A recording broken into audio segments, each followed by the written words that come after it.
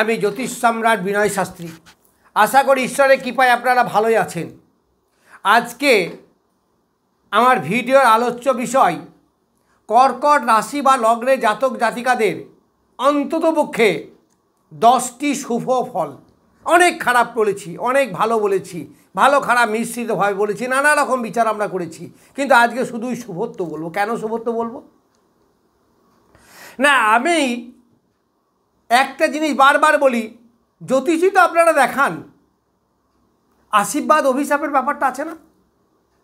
আমি কিন্তু কাউকে ছোট করছি না। দেখবেন কিছু কিছু জ্যোতিষের কাছে আপনারা অনেক জ্যোতিষকে দেখান, দেখবেন সে যেগুলো খারাপ বলেছিল আপনারা সব মিলেছে, ভালোগুলো একটাও মেলে নাই। আবার যে কিছু কিছু জ্যোতিষ আছে দেখবেন ভালোগুলো সব মিলেছে, খারাপগুলো মেলে নাই। আচ্ছা, জ্যোতিষরা তো যোগী নয়, ঋষি নয়, তারা ভগবান নয়, দেবতাও নয়, তারা তো মানুষ। তাহলে এই মানুষেরও তো বাক্যের ব্যাপার আছে। তাহলে আমার বাক্য শুদ্ধ না অশুদ্ধ? দেখবেন কিছু কিছু লোক আছে কথায় কথায় বাজে ব্যবহার করে, বাজে কথা বলে, মানে কিস্তি মারে বা কি বলবো, আজে বাজে ভাষা বলে, যা সবার সমানে বলা যায় না। এইগুলো দেখবেন অটোমেটিক তাই বেরিয়ে যায়, সে কিন্তু ইচ্ছা করে বলে না। আবার কিছু কিছু লোকের কথা দেখবেন খুব পোলাইট, খুব সুন্দর, ভদ্র। তাহলে এই যে ভাষা, এই ভাষা তো জ্যোতিষীদেরও আছে। তাহলে কোন জ্যোতিষের ভাষা ভালো এবং কোন জ্যোতিষের ভাষা খারাপ, এটাও জিজ্ঞাসা করবে, প্রশ্ন আসবে। যদিও বলবে না জ্যোতিষীরা, তবে আমি বলছি আমার দ্বিতীয় বৃহস্পতি আছে। আপনি যে কোনো জ্যোতিষকে জিজ্ঞাসা করবেন দ্বিতীয় বৃহস্পতি, তাহলে কী হবে? এই যে বলি যে আপনি খুব বাজে কথা বলেন, আপনি কর্কশ কথা বলেন, আপনি ভাষা খারাপ করেন, এইগুলো কীরকম, কেন? তার তার দ্বিতীয় রাহু আছে, না হলে শনি আছে, না হলে কেতু আছে, না হলে মঙ্গল আছে, এরা ভাষা খারাপ করবেই। আর যাদের শুভ গ্রহ আছে তাদের ভাষা ঠিক হবে, ভালো কথা বলবে এবং তাদের ভাষা চলবে। তাদের দিকে বলা হয় যে আশীর্বাদ তাদের কাজে লাগে। যাই হোক, যাদের দিকে আমরা বাকসিদ্ধ বলি, আমি অবশ্য বাকসিদ্ধ পুরুষ নয়, সেরকম কিছু বলছি না। যাই হোক, আজকে আমি কাজের কথায় আসি। কি বলছি না, কর্কট রাশি বা লগ্নের শুভ ফল কি কি পাবে এই আগস্ট মাসে। তাহলে প্রথম দেখুন, এই লগ্নে বসে আছে কোথায়? দ্বিতীয়পতি এবং তৃতীয়পতি, আবার দ্বাদশপতিও বটে। এই বুধ বসে আছে, আবার দ্বিতীয়পতি রবিকে নিয়ে। দ্বিতীয়পতি রবি ধনপতি, দ্বিতীয়পতি মানে ধনপতি। এই যে দ্বিতীয়পতি রবি, রবির কিন্তু কথাবার্তা একটু মেজাজি, মুডি, রাজকীয় ভাব। আবার রাহু থাকলে কর্কশ ভাষা। তাহলে এখানে কি আছে?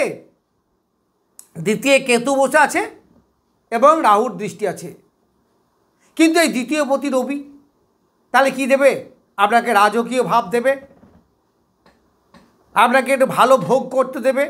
এই মাসে আপনারা ভালো ভোগ হবে। এই মাসে আর কি পাবেন? চেষ্টা করলেই তার সফলতা পাবেন। পরিবারের মধ্যে সুসম্পর্ক বজায় থাকবে, দ্বিতীয় থেকে পরিবার বিচার হয়, এইগুলো আপনারা পাবেন। দ্বিতীয় থেকে অর্থ ধনস্থান। তাহলে দ্বিতীয়পতি যদি লগ্ন থাকে, তাহলে লগ্নের সঙ্গে কানেক্ট হলে ধনস্পতি, ফলে ধনের আবির্ভাব ঘটবে। এইবার যাব তৃতীয় স্থান। তৃতীয় স্থানে কি বসে আছে? মঙ্গল। এই কর্কট রাশি বা লগ্ন সাপেক্ষে মঙ্গল হচ্ছে পঞ্চমপতি এবং দশমপতি। তাহলে পঞ্চমপতি এবং দশমপতি, একে বলা হয় লক্ষ্মীনারায়ণ যোগ, একে বলা হয় রাজযোগ, অর্থাৎ কর্মের বিনিময়ে সফলতা আসবেই আসবে। এই কর্কট রাশি বা লগ্নের সব থেকে শুভ গ্রহ হচ্ছে মঙ্গল। তাহলে পঞ্চমের ফল দেবে। আবার সে বসে আছে কোথায়? তার তৃতীয় বসে আছে। তৃতীয় মানে প্রতিষ্ঠার জায়গা। তাহলে প্রতিষ্ঠা হবে। কার প্রতিষ্ঠা হবে? ওই পঞ্চমের প্রতিষ্ঠা হবে। পঞ্চমে কি আছে? পঞ্চমে আছে প্রেম, প্রীতি, ভালোবাসা। তাহলে সেগুলোতে সফলতা পাবেন। পঞ্চমে আছে সন্তান, তাহলে সন্তানের সফলতা আসবে, সন্তানের শরীর স্বাস্থ্য ভালো থাকবে, সন্তানকে নিয়ে আপনার কোনো চিন্তা থাকবে না। এই পঞ্চমে আছে।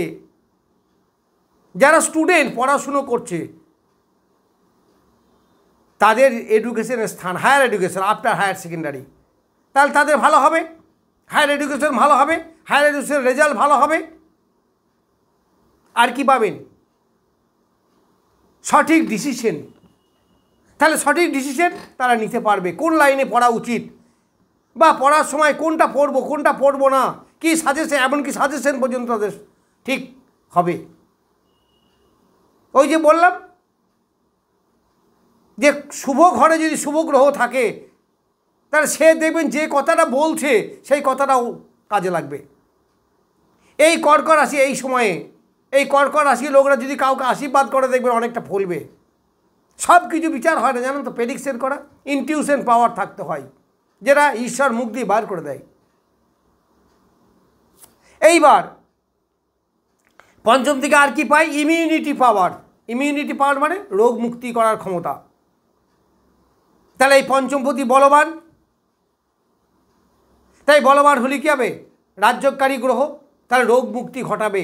যারা বয়স্ক লোক আছেন তাদের রোগ মুক্তি ঘটবে, শরীরে একটু শান্তি পাবেন। রক্ত দূষিত পীড়ায় যারা ভুগছেন তারা অনেকটা ভালো থাকবেন। সুগার নিয়ে যারা ভুগছেন তারা অনেকটা ভালো থাকবেন। কারণ সুগারকে বা রক্তকে কন্ট্রোল করে কে? রক্তকে কন্ট্রোল করে মঙ্গল। আর সুগার বৃহস্পতি শুক্র এরা, তাই বৃহস্পতি শুক্রও এখন মোটামুটি দ্বাদশে হলেও ভালো জায়গায় আছে। ফলে এগুলো থেকে কিছুটা রিলিফ পাবেন। ওষুধ খেতে কম হবে, অল্প ওষুধে কাজ হবে। কিছু কিছু ওষুধ এখন খাওয়ার প্রয়োজন হবে না। আবার যদি চিকিৎসার জন্য হঠাৎ যান, হসপিটালাইজ হতে পারেন, ডাক্তারখানা যেতে পারেন, আপনি ভালো ডাক্তার পাবেন। কেন পাবেন? দ্বাদশে দুটো বলবান গ্রহ বসে আছে, একটা শুক্র একটা বৃহস্পতি। আমার এই কথাগুলো মিলিয়ে নেবেন। আমি বলছি আমার দ্বিতীয় বৃহস্পতি মানে আমার সব কথাই ভালো হবে, ঠিক হবে, এটা আমি বলছি না। দেখবেন মিলিয়ে।